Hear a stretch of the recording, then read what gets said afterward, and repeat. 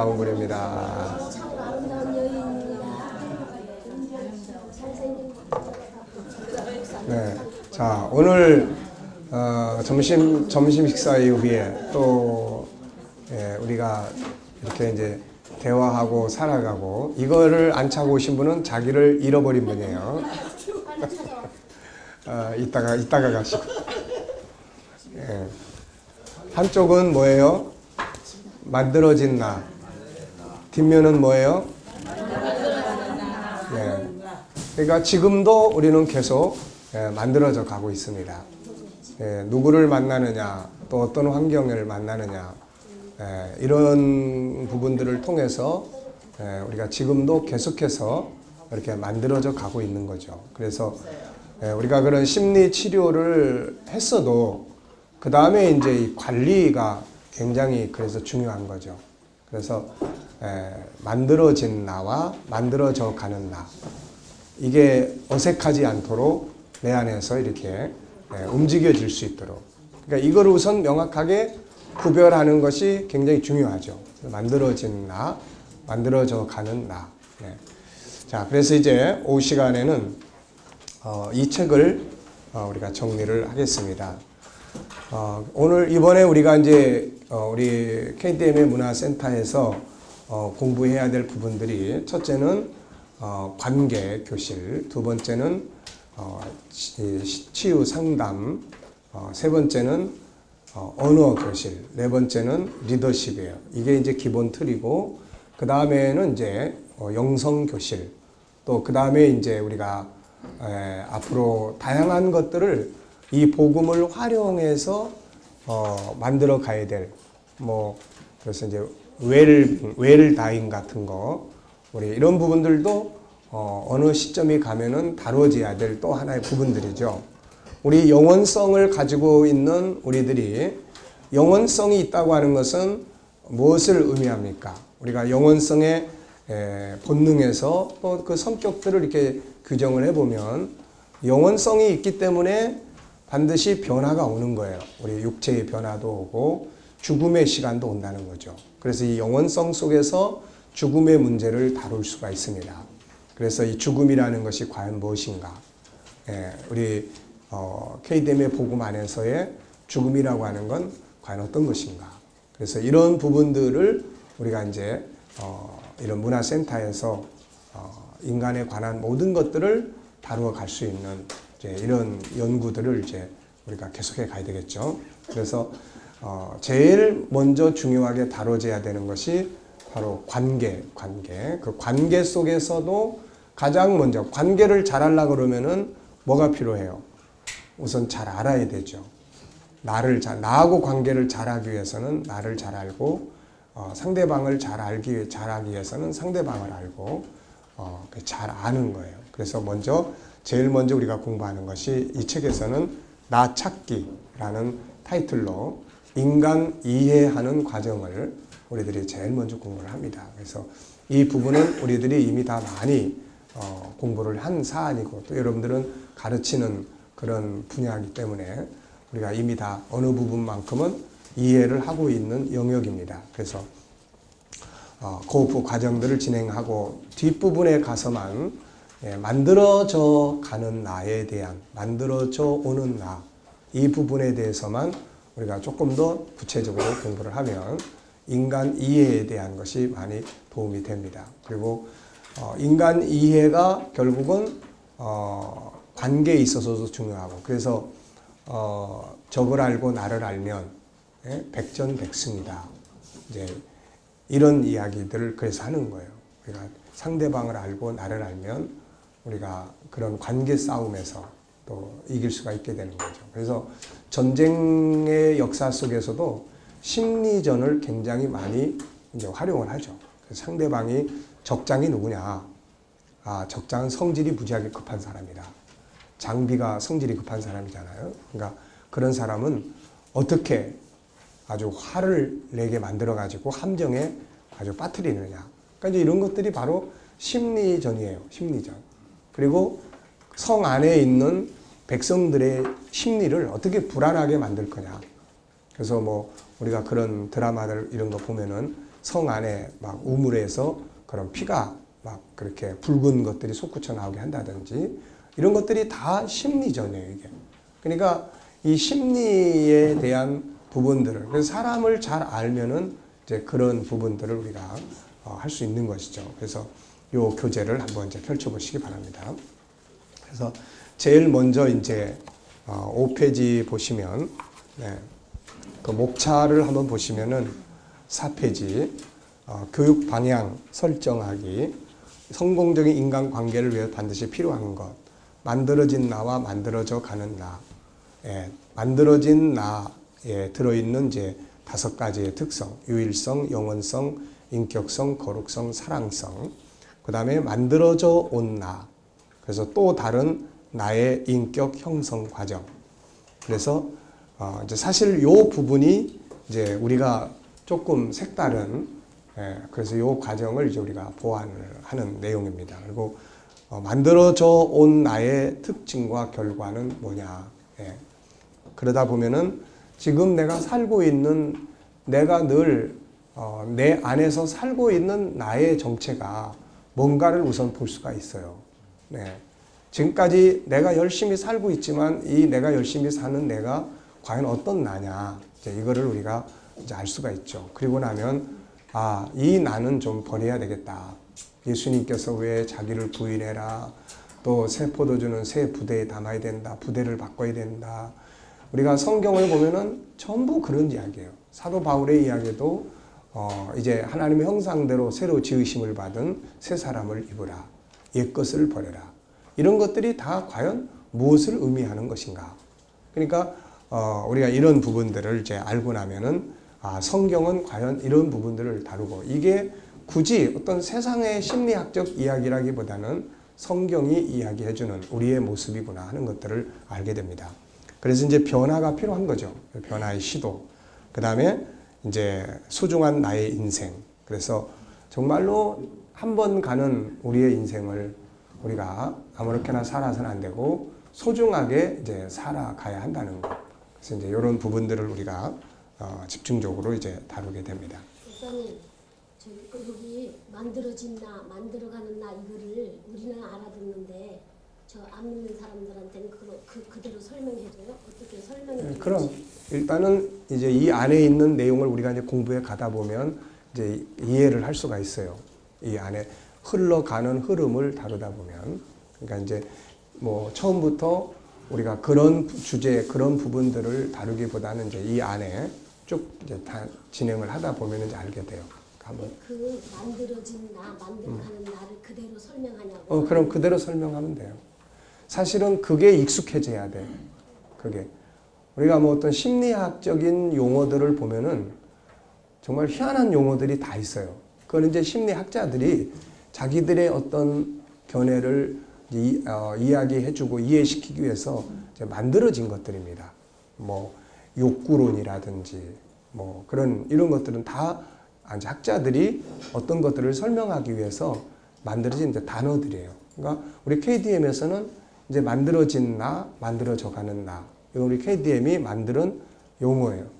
어떻게 보면은 이제 이 용어 사용에 대한 등록을 이제 하면 이제 이게 우리 것이 되는 거죠, 이게. 그러니까 사실은 이런 부분들을 우리가 이제 그런 심리학에서 칼 융이라는 사람의 이야기를 보면 사실은 이제 그 사람도 인간의 구조를 자기라고 하는 원 안에 있는 본질, 그 다음에 자기를 둘러싸고 있는 이제 자아라고 하는 거, 의식의 세계, 그 다음 무의식, 개인 무의식, 그 다음 집단 무의식. 그러니까 이제 그런 형태들로 소개를 해요.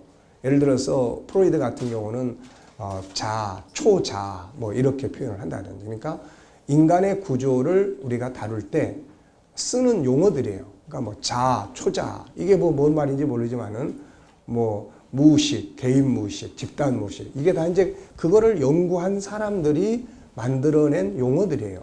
그러니까 우리는 인간을 설명하기 위해서 우리 KDM에서 사용하는 용어가 바로 만들어진 나와 만들어져 가는 나. 이제 이런 용어를 사용하게 됩니다. 그러니까 흐름은 이제 이 나중에 흘러가면서 이야기를 하지만 그 용어 자체는 다르게 설명할 필요가 없어요. 그거를 충분히 이해하고 처음에는 다 뭐든지 다 생소한 이야기예요. 처음에는 우리가 우리 안에 있는 하나님 형상 5가지에 관한 이야기도 처음에는 굉장히 생소한 이야기입니다. 이게 안 들어본 이야기이기 때문에. 그래서 처음에는 저게 뭔 이야기야 하지만 나중에 계속 듣다 보고 또 공부하다 보면은 그게 이제 성경적 근거를 가지고 우리 안에 이제 정착이 됩니다. 그래서 만들어진 나와 만들어져 가는 나가 얼마나 익숙해지게 이게 이제 다뤄지는가에 따라서 내 삶의 패턴도 이제 바뀌어지게 되는 것이죠, 이게. 그러니까 우리가 그동안 보통 난 내 성품은 본래 이래. 이런 것들. 과연 이게 만들어진 나냐, 만들어져 가는 나냐. 예, 이런 것들이에요. 이게 진짜 본래의 내 성품이냐, 이게 중간에 서서 만들어진 이거 바꿔야 될 성품이냐. 이런 것들을 우리가 이제 구분하고 그런 것들을 이제 이렇게 변화시켜 가는. 다만 이제 이런 것들을 설명해 나갈 때 할 수 있으면은 여러 가지 그런 어떤 이렇게 우리가 말로만이 아니라 이렇게 실질적인 어떤 프로그램들을 개발을 해서 보여줄 수 있다면은 만들어서 보여주면 훨씬 더 도움이 될 수가 있죠. 그러니까 이제 그런 아이디어들이 우리한테 필요한 거예요. 시청각적인 측면에서 보여줄 수 있다면은. 그래서 그런 것들은 앞으로 그림을 디자인을 하고 우리가 상담을 할 때 지금 이렇게 이야기를 하면은 감이 잘 안 잡히는 경우가 있어요. 그런데 이걸 그림으로 그려진 거를 줘서 만들어진 당신의 모습, 또 만들어져 가는 당신의 모습, 그리고 그 속에서 나타나는 현재의 반응, 그리고 다른 사람들이 당신을 대할 때도 마찬가지예요. 우리가 상대방이 이제 나중에 그 뒤에 이제 이야기가 좀 나옵니다만은 예를 들어서 박 목사님을 딱 내가 대할 때 박 목사님의 현재를 보고 대하는 경우가 있고 박 목사님의 만들어진 모습을 생각하고 대할 수가 있는 거예요. 무슨 말인지 아시겠죠? 이게 이제 인간 이해예요, 이게. 예를 들면은 요한복음 8장에서 음행하던 여인을 보고 돌을 들고 와서 죽이려고 한 사람들은 그 여인의 뭘 봤겠어요? 현실을 본 거죠. 그 현재만을 딱 보면 죽여야 돼요. 네. 그런데 예수님은 살렸어요. 그럼 예수님은 뭘 보신 것 같아요? 예수님은 2가지를 본 거예요. 2가지. 이 여자의 2가지. 그 첫째는 이 여자의 만들어진 모습, 원래 존엄성, 존귀함을 본 거예요. 그리고 또 하나는 그 존귀함의 본능이 있는데 누구나 다 존귀하게 살고 싶은 본능이 있는데 저렇게 돌에 맞아서 죽을 수밖에 없는 상황에 될 때까지의 과정. 이 과정은 뭐예요? 이 과정은 근데 이 과정은 행복한 과정이 아니고 상처와 아픔의 과정이에요. 쉽게 말해서 자기는 존귀하게 살고 싶은데 자기의 현재의 환경, 어떤 현재의 상황 이런 것들이 이 사람을 그렇게 몰고 간 거예요. 처음부터 내가 가서 못된 짓 하다가 돌 맞아서 나는 죽겠다. 이런 사람은 아무도 없는 거예요. 그러니까 사람을 대할 때 예수님은 그걸 본 거예요. 그걸 보니까 마음이 어때요? 아프죠. 그러니까 돌멩이들을 죽이는 게 아니라 품에 안고 정말 같이 울고 그 아픔을 같이 울어줄 수 있는 이게 이제 예수님의 인간 이해론이에요, 이게. 그러니까 돌멩이 들어 치려고 하는 사람들을 물리치고 그 여인 속에 있는 그것을 살려서 다시 존귀하게 살 수 있도록 돌려보내준 거예요. 다시는 가서 죄를 범하지 마라. 이건 뭘 의미합니까? 이거는 다시 기회를 주는 거예요. 네 안에 있는 존귀한 모습으로 살아라. 이걸 보여주는 거예요. 그러니까 성경 속에서 인간을 이해하는 예수님의 다양한 이 사역들이 나타나지만 그 중에서 가장 중요한 인간 이해의 대표적인 이야기를 하나 그러면은 2가지. 하나는 바로 뭐예요?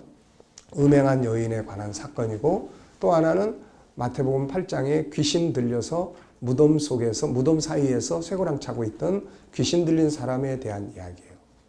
사람들은 그 사람들을 다 버렸어요. 그 사람 다 버렸어요. 다 버렸고 가까이 누구도 오려고 하지 않아. 그런데 예수님은 그들을 찾아갑니다. 찾아가요. 이제 그 사람들은 그렇게 쇠고랑 차고 방황하고 그러다가 거기서 그대로 죽어야 되는 거예요. 누구도 신경 쓰지 않습니다. 오히려 빨리 죽길 바라는 거죠. 근데 예수님은 그들 찾아가는 거예요. 왜? 뭘 보기 때문에 그래요? 그 안에 있는 인간의 가치, 만들어진 나에서 나오는 존엄성, 이거 보시는 거예요. 그리고 역시 마찬가지예요. 그 사람들이 처음부터 뭐 귀신에 매여서 살고 싶은 사람이 어디 있어요?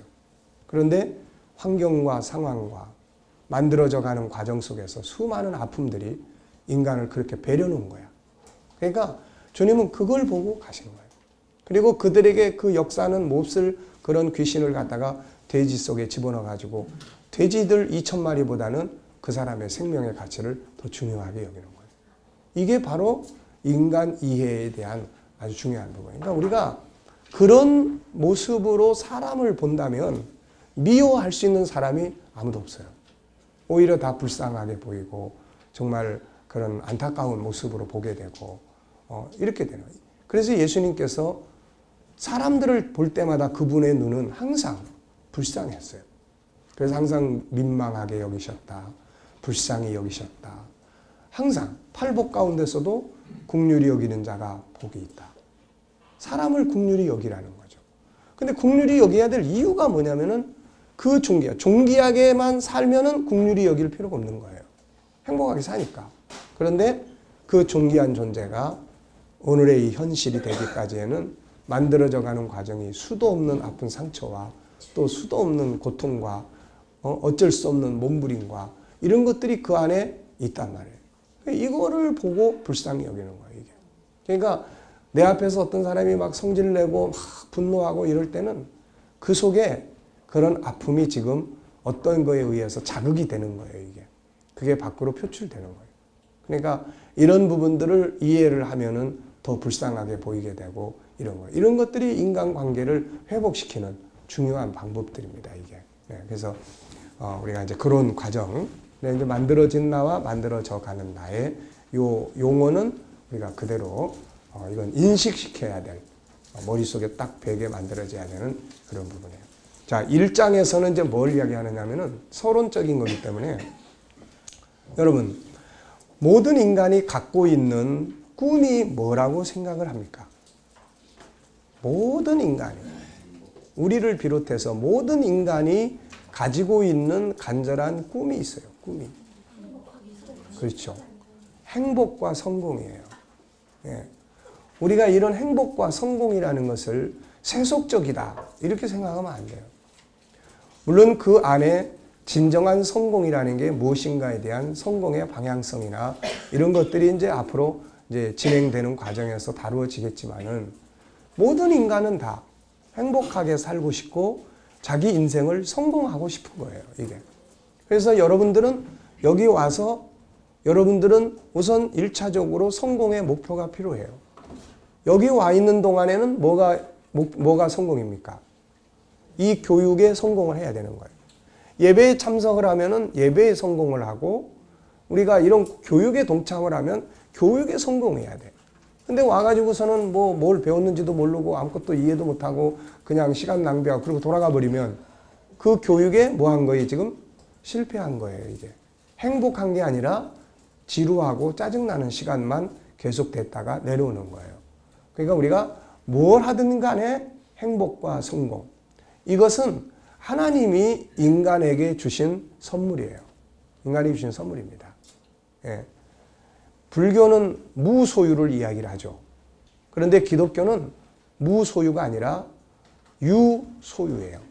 기독교는. 가져야 될 것이 있어요. 네. 단지 아무거나 막 욕심내는 게 아니라 그게 창세기 1장 27절부터 31절까지 속에 그게 상세하게 나타나 있는 겁니다, 이게. 그래서 우리가 이런 부분들에 대해서 잘 알면은 정말 내가 가져야 될, 소유해야 될 게 뭐냐. 보세요. 성경은 침노하는 자가 얻는다. 사모하는 자가 받는다. 강처하는 자가 얻는다. 이건 다 뭐예요? 소유예요, 소유다. 소유. 그러니까 우리가 창세기 1장 27절에서 하나님이 사람을 딱 만들고 그 다음에 사람한테 제일 먼저 딱 하신 말씀이 뭐예요? 예, 복에 관한 이야기, 행복에 관한 이야기예요. 그래서 창세기 1장 28절에 복을 주어 가라사대. 네.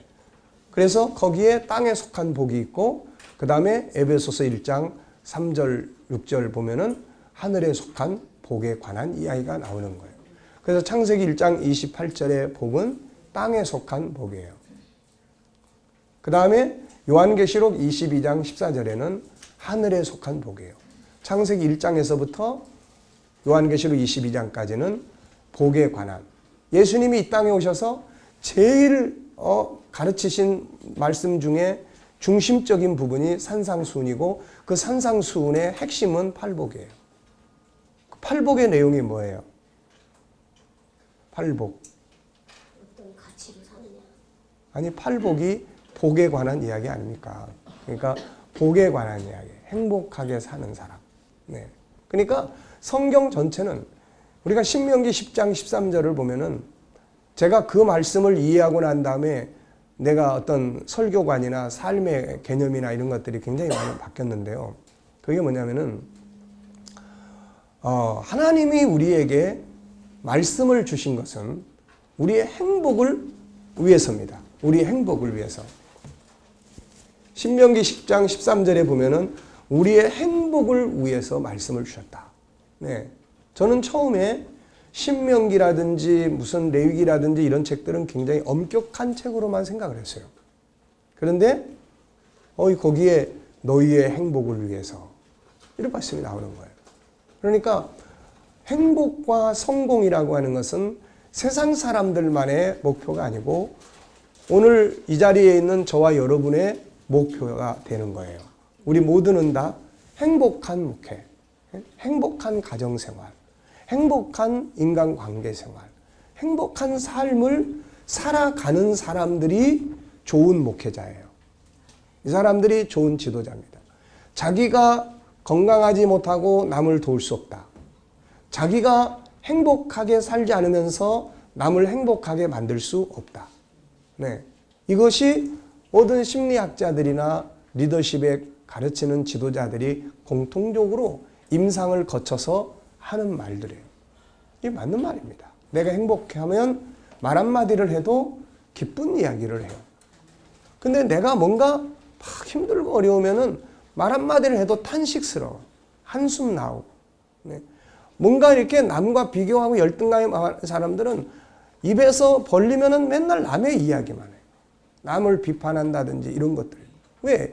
이거는 다 자기의 거울이에요. 어떤 사람이 어렸을 때 자기 아버지가 자기한테 막 심하게 야단치고 넌 그렇게 해가지고 뭐가 될래 막 이랬어요. 그래서 이 사람은 커가면서 그 말이 최면이 돼가지고 정신적 감옥에 갇혀 있는 거예요. 그래서 자기가 나중에는 무능력한 사람이래.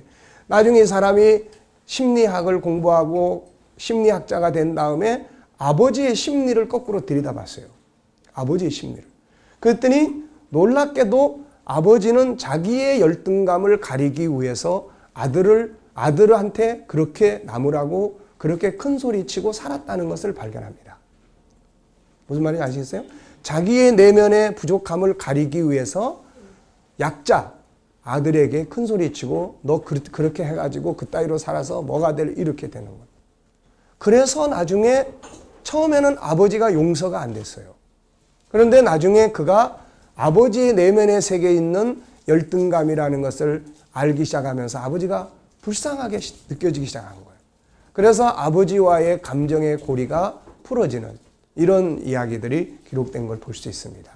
그러니까는 결국은 이런 문제들이 우리들의 삶 속에서 얼마든지 많이 나타나는 거예요. 근데 이게 내가 건강하고 내가 풍요하면 사람들을 여유 있게 대할 수가 있게 되는 거예요. 그래서 행복과 성공이라고 하는 것, 이건 이제 초보적인 서론적인 이제 이야기입니다. 그래서 성공을 위해서는 우선 목표가 필요하다. 그 다음에 열정이 필요하다. 그리고 포기하지 말고 달려나가라. 그리고 셀프 컨설팅, 이제 이런 부분들에 대한 이야기를 여기서 간단히 했어요. 여기서 이제 설명하려고 하는 중요한 요점은 쭉 뒤로 가시면은 이런 이야기가 있습니다. 뭐냐면 12페이지 보세요. 이게 이제 어떻게 보면은 행복과 성공은 누구나 다 편하게 들을 수 있고 또 가질 수 있는 자기 목표이기 때문에 제시를 하는 거예요. 그래서 여러분들이 가정생활을 해도 항상 목표가 거기에 있어야 돼요. 가정생활 실패하면 안 된다. 이 가정은 행복하게 살기 위해서 내가 이 가정을 시작을 한 거다. 여기에 대한 사명감과 목표가 명확하면 문제가 생기면 해결을 하려고 노력을 해요. 예. 근데 가정을 만들어 놓고도 가정을 만든 목표가 뭔지를 모르는 경우들이 많이 있어요. 네. 그래서 항상 이 행복에 대한, 성공에 대한 이 목표의 개념. 그래서 우리가 이제 12페이지 보시면 행복과 성공을 위해서 반드시 필요한 것이 뭐예요? 관계에서 성공해야 된다는 거예요. 관계에서. 네. 관계가 실패해버리면은 아무리 성공의 행복의 목표를 세워도 다 실패하는 거예요. 다. 그래서 크게는 뭐예요? 큰 덩어리에서는 하나님과의 관계, 사람과의 관계, 그 다음에 환경과의 관계예요. 이게 다 유기적으로 엮여 있는 거예요. 우리가 아무리 만들어진 나의 좋은 모습을 가지고 살려고 해도 내가 하는 사업이 팍 실패해버리면은 나도 모르게 만들어진 나보다는 만들어져 가는 나가 부정적으로 그 문제를 대하게 돼요. 그래서 절망에 빠지고 좌절하고 그냥 자기를 포기하고 이런 거예요. 이럴 때 빨리 얼마만큼 만들어진 자기로 바꿔가서 생각을 바꿔갈 수 있겠느냐. 여기에 따라서 그 실패에서 벗어날 수 있는 그런 계기들이 되는 거예요. 그러니까 이 어려운 환경, 실패한 환경을 놓고 성공의 길로 가는 사람과 실패의 길로 가는 사람들은 그 차이점이에요. 그 차이점. 그 차이점. 예를 들어서 요셉 같은 경우는 그 자기를 노예로 팔고 이런 것들에 대한 현실이 있잖아요. 어느 날 부잣집 아들이 손에 흙도 안 묻혀본 그런 귀공자같이 큰 아들이 이거 남의 노예가 돼가지고 해보지도 않은 일을 하게 되고 형제들에 대한 분노가 일어나고 이런 상황들에 맞부딪혔을 때 두 개의 길이 있잖아요. 하나는 분노하고 탈옥하고 가만두겠다고 앙심을 품게 되고 술에 취하고 자기를 포기해버리고 자포자기하고 이런 길이 하나 있고 또 하나는 받아들이는 길이 있는 거예요. 이게. 그걸 요셉 같은 경우는 받아들이는 거예요. 예. 그런데 그가 받아들이게 될 때에 가장 핵심적인 게 뭐냐면은 신앙이에요. 신앙. 그래서 하나님의 뜻입니다. 하나님의 섭리에 대한 생각이에요. 하나님의 뜻이 있다. 나중에 그걸 발견하게 되잖아요. 그래서 나중에 형제들을 만날 때 나를 이곳에 팔았다는 것 때문에 고민하지 마라. 나를 이곳에 보낸 것은 당신들이 아니고 하나님이다. 그러니까 이런 것들을 가질 수 있는 게 뭐냐면은 이제 그렇게 용납하는 거죠. 현실을 받아들이는 거고 그 배경은 하나님의 섭리가 분명히 있다. 그러니까 이런 생각들은 어디서 나오는 거예요? 만들어진 나에게서 나오는 거예요. 만들어진 나에게서. 그러니까 여러분 보세요. 하나님을 믿는 사람만 만들어진 나의 모습이 나오는 게 아닙니다. 영혼이라고 하는 건 안 믿는 사람한테도 다 있어요. 단지 하나님과의 관계가 있느냐 없느냐의 차이점이지 만들어진 나의 본능은 안 믿는 사람들에게도 다 있어요. 그래서 그런 본능이 나타나는 사람과 만들어져 가는 자기 모습이 나타나는 사람은 완전히 다릅니다. 똑같은 감옥 생활을 하는데 어떤 사람은 계속 탈옥하려고 하고 어떤 사람은 그 안에서 장래의 꿈을 키워가는 사람이 있고 이런 것들이 다 그런 차이점이에요. 이게. 그래서 여기에 세 가지 관계. 크게는 사람과의 관계를 하나 더 넓혀서 뭐예요? 자기와의 관계예요. 그래서 유일성에서 나오는 존귀함, 영원성에서 나오는 영원한 것, 그 다음에 또 인격성에서 나오는 자유함, 그 다음에 또 거룩성에서 나오는 다양한 선한 요소들, 그 다음에 사랑성에서 나오는 그런 용납과 이해와 이런 것들을 1차적으로는 자기와의 관계에서 사용하라는 겁니다. 자기의 관계에서. 참고로 기쁘다, 즐겁다 이런 것은 어느 기능에서 나오는 것 같아요?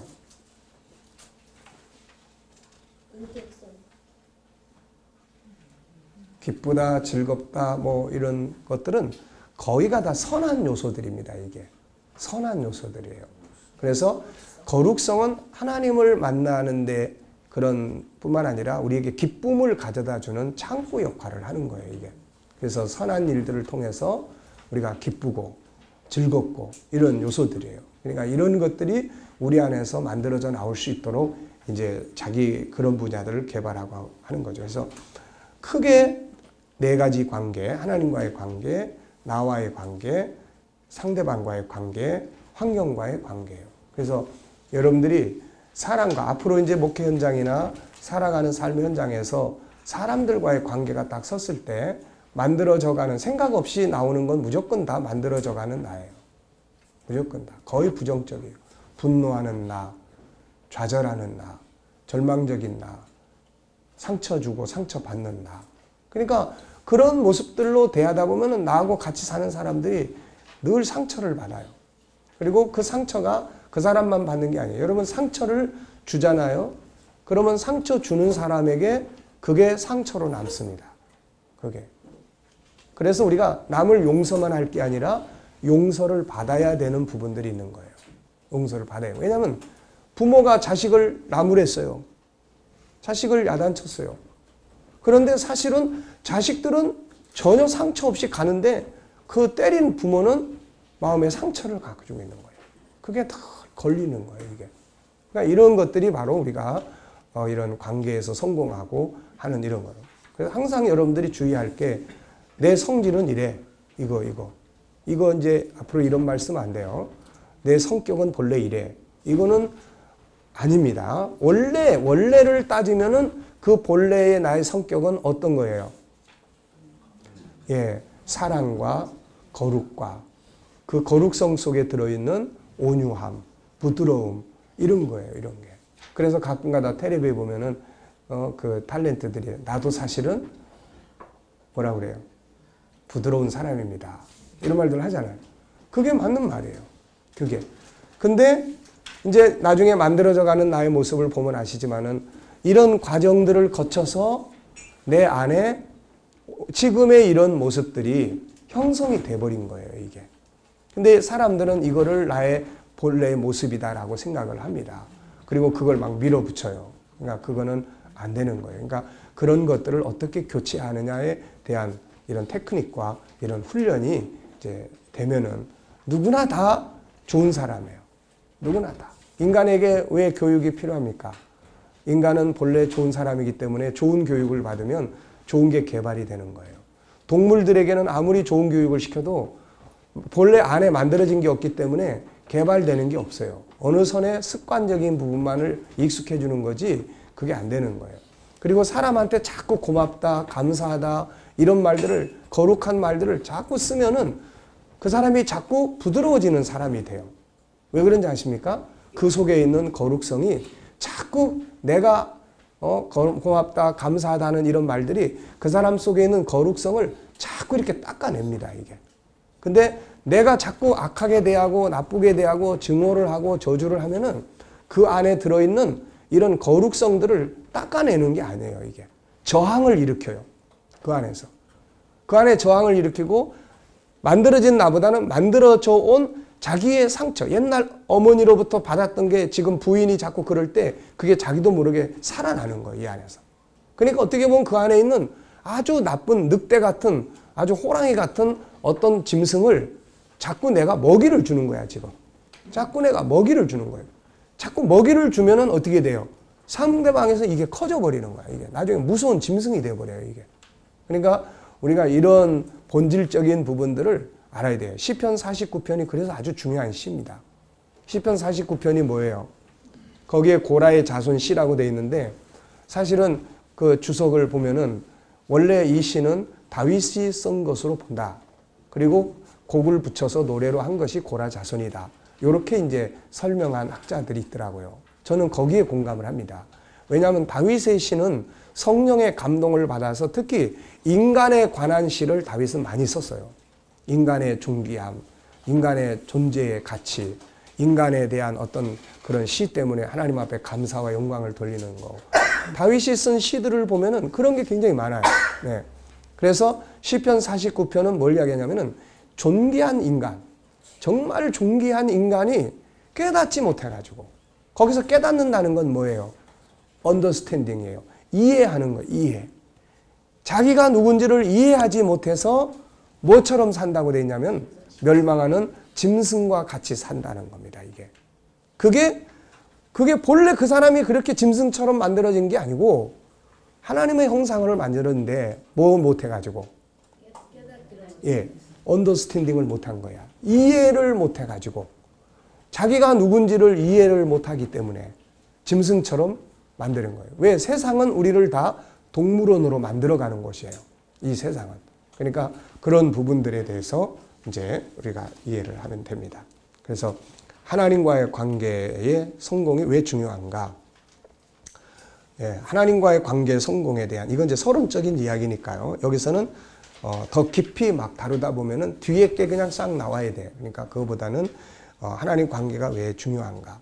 사실 에디슨 같은 사람은 99%의 노력과 1% 영감이라고 했어요. 원래 이 영감이라는 말은 안 믿는 사람들의 세계 속에서는 팍팍 튀어오르는 어떤 걸 이야기하지만 본래 이 기독교적인 이 속에서는 이 영감이라는 말이 뭐냐면 성령의 감동을 받는 상태예요. 이게 성령의 감동, 하나님의 신의 감동을 받는 상태입니다. 이게 그러니까 에디슨은 99%의 인간의 노력을 이야기했지만 사실 1%라는 것이 숫자상으로 보면은 굉장히 작아요. 99에 비해서 1은 굉장히 작은 숫자예요. 그런데 열매를 맺느냐에 못 맺느냐에 따르면 1%는 결정입니다. 결정.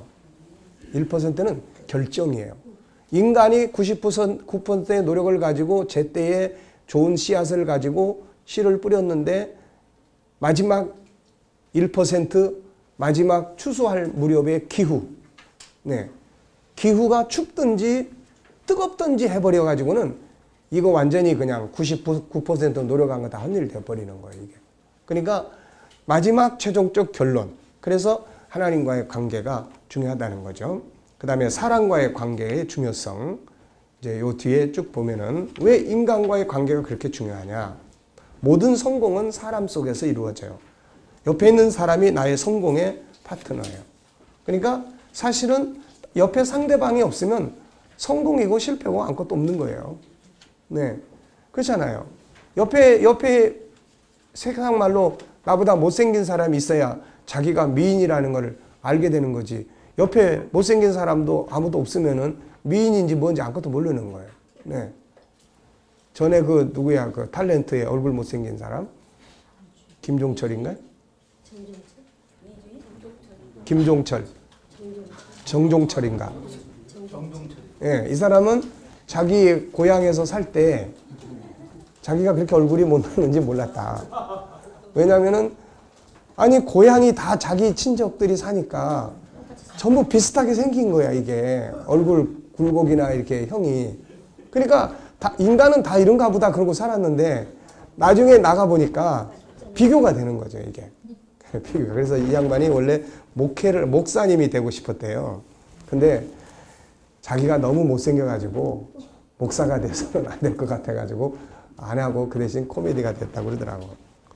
자, 그러니까 이제 그런 인간관계의 중요성에서 인간은 누구나 인생에서 두 가지, 즉 성공과 행복을 간절히 바란다. 원래 인간은 백인 백색이요 천인 천색인지라 당신의 성공감과 나의 그것과는 다를 수밖에 없다.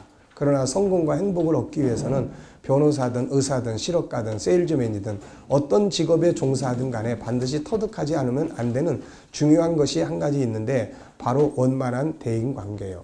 오늘날 많은 과학적인 연구 결과 대인관계의 방법만 습득하면 어떤 직업에 종사하든 성공률은 85%, 개인의 행복은 99% 보장된다는 사실이 증명되고 있다. 책의 제목은 성공으로 가는 길 대화법이에요. 세계적인 동기부여가 트라이언 트레이시는 조직이 성공적으로 움직여 나가려면 리더와 조직원들의 인간관계가 90%를 차지한다고 했어요. 미국의 카네기 공과대학 인간연구소의 실패자 1만 명, 아까 이야기했었죠.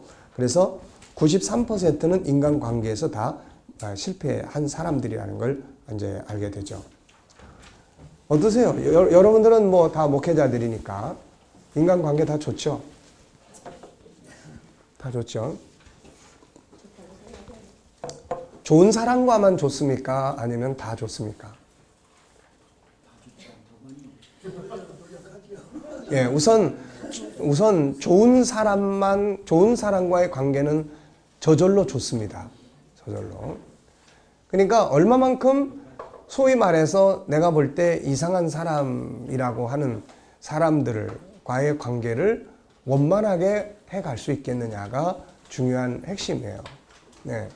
그래서 실제로 그런 책을 쓴 사람이 있어요. 이 뒤에 책에서 이제 그런 이야기가 나옵니다만은, 내 주변에는 왜 이렇게 이상한 사람들이 많은가. 네. 그래서 그 사람이 정리해 놓은 주제가 14가지가 돼요. 이상한 사람에 드는 이제 그런 실례. 그러면서 마지막에는 이렇게 써놨어요. 당신도 누군가에게는 이상한 사람이 될 수 있다. 네. 그러니까 우리는 저 사람만 이상한 사람이 아니고 뭐예요? 예, 나도 이상한 사람이 되는 거예요. 그러니까 누군가한테는 내가 좋은 사람으로 비춰지지만 이상한 사람들이 볼 때 내가 이상한 사람이 아닐까요? 말하자면. 예, 뭐 그런 것도 될 수 있겠지만은 자, 예. 그러니까 어떤 사람은 지금 여러분들한테는 김성길 목사가 어떤 사람이에요? 좋은 사람이잖아요. 내가 이상한 사람 아니죠? 근데 실제로 나보고 별 이상한 목사 다 보겠네. 이런 사람도 있어요. 이상한 사람들이 네. 이상하다고. 그러니까 이제 결국 우리는 누구나 다 같은 특성을 가지고 있어요. 그래서 그 사람이 이제 주장하는 게 뭐냐면은 중요한 건 이거예요. 뭐냐면 같은 이상한 사람을 딱 놓고 대하는데 어떤 사람한테는 좋은 사람이 되고 어떤 사람한테는 나쁜 사람이 되는 거야. 이 사람 이상하게. 어떤 사람은 이 사람이 너무 좋아. 근데 어떤 사람은 이 사람 때문에 나 못 살겠다는 거예요. 그러면 도대체 어떻게 해서 이 사람한테는 좋은 사람이 되고 이 사람한테는 나쁜 사람이 될 수 있냐. 그래서 그 사람이 이야기하는 것이 뭐냐면 면역성이에요. 면역성. 내 안에 얼마만큼 면역성을 가지고 대하느냐에 따라서 뭐 그냥 아무렇지도 않게 대할 수도 있고 그냥 그것 때문에 엄청 스트레스 받을 수도 있고 하루 종일 막 싸울 수도 있고 이렇게 되는 거예요. 이게. 그러니까 내 안에 그런 면역성, 이 면역성이라는 것을 우리가 우리의 5가지 성품 속에서 보면은 그게 어느 기능이 있냐면은 사랑성에 있는 기능이다. 이렇게 볼 수 있어요. 사랑성 속에는 용납이라는 게 있어요. 용납, 용서, 용납, 이해. 네. 그러니까 이 용납이라고 하는 것, 이것이 나를 강하게 사로잡으면은 그 이상한 사람을 내가 이해할 수 있어요. 아, 저 사람도 나름대로 상처가 많구나. 왜냐하면 그 이상한 사람들의 특징을 다 보면은 다 뭔가 자기 우월감을 나타내고 싶어하는 사람, 자기도 성공하고 싶어하는 마음, 살아남기 위해서 몸부림친 결과로 저렇게 만들어지는 경우들 전부 다 그런 것들이에요. 다 이게.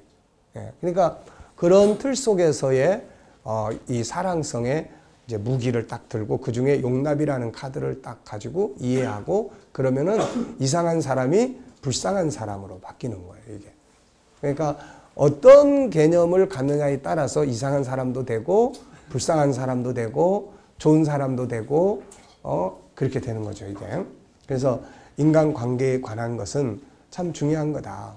성도와 목회자의 관계도 그렇고 부부 관계도 그렇고 그래서 이 나쁜 관계가 있으면은 이걸 좋은 관계로 만들어 가요. 뭐 여기는 부부가 좋은 관계죠. 모르지 또 나 모르는 사이에 또 뭐. 네. 그러니까 좋은 관계. 뭐 여기도 박 목사님도 신랑하고 좋은 관계인데 몰라 또 내면에는. 예. 목사님. 예. 그러니까 그게 2가지 이유가 있어요. 정말 아내를 사랑해서 돕는 경우가 있고 옆에 있으면 귀찮으니까 자꾸 쫓아내려고 그냥 내보내는 경우도 있을 수 있고 그러니까 그건 몰라. 둘만 아는 거예요. 그거는. 자, 예, 농담이고요. 자, 예, 어쨌든 인간관계의 이런 이제 중요성 그리고 환경과의 관계 성공이 왜 필요한가? 자, 우리가 이제 살아가면서 창세기 1장 28절을 보면 하나님이 환경을 줘요. 환경을 다스리고 정복해라. 환경을 줘요. 그래서 사실 원래 이 환경은 다스리고 정복하라고 하신 이거는 우리를 힘들게 하고 망하게 하려고 하는 게 아니라 복으로 주는 거예요. 복으로. 근데 나중에 타락하면서 환경이 파괴되고 이런 것들이 어려운 상황, 나쁜 환경이라는 게 우리한테 오는 거예요. 그런데 그 원리는 똑같습니다. 그래서 여기에 보면 이제 그 환경이라는 것은 우리가 공연해야 될, 내가 공연해야 될 이제 무대라는 거. 공연해야 될 특성은 내 안에 5가지의 성품이 있고 그 다음에 만들어져 가는 나에게서 나오는 성품들이 있어요. 그래서 원래는 우리에게 주어진 모든 환경을 우리가 이제 그 무대 위에서 내가 공연을 해야 되는데 원래는 뭐 가지고 하게 돼 있냐면은 하나님이 나에게 주신 5가지의 하나님의 형품을 가지고 공연을 하게 돼 있어요. 사랑의 공연을 하게 돼 있고. 그런데 세상 환경만 망가진 게 아니고 우리도 망가진 잘못 만들어져 온 나의 모습이 있기 때문에 이게 이제 무대 위에서 춤을 추는 거야. 이게. 그러면 그 환경은 아무리 좋은 환경을 무대로 줘도 솔로몬 같은 격이 되는 거고 아무리 나쁜 환경을 줘도 만들어진 내가 공연을 무대 위에서 이 공연을 딱 하면은 그 환경은 좋은 환경으로 바뀌는 거예요. 감동적인 환경으로 바뀌는 거야, 이게. 그래서 환경에 대한 이해가 우선 필요하다는 거예요. 우리는 늘 편하고 좋은 환경을 기대하지만 세상은 그렇지가 않아요. 그리고 어떻게 보면은 늘 편하고 좋은 환경은 나를 나태하게 만들어요. 어떻게 보면은 내 안에 있는 재능의 다양성을 그냥 묻히게 만들어 버립니다. 관계가 안 좋은 사람과의 만남이 있어야 좋은 관계를 만들기 위해서 고민하면서 나의 성품이 발전을 해요. 근데 그게 없으면은 이게 그냥 나태해져 버리는 거야, 이게. 아무것도. 그래서 내 안에 천재를 찾으라고 하는 사람의 우리 안에 있는 천재를 찾아내는 방법 중에 하나를 이 사람은 우리가 문제를 안아야 된다고 이야기를 해요. 문제를 가지고 있어야 된다고 이야기를 해요. 그래서 그 문제 때문에 고민하고 또 그럴 때 그 고민이 우리 안에 있는 재능을 이제 발전시킨다는 이야기죠. 그래서 여기 이제 서비스맨 이야기 소개했습니다.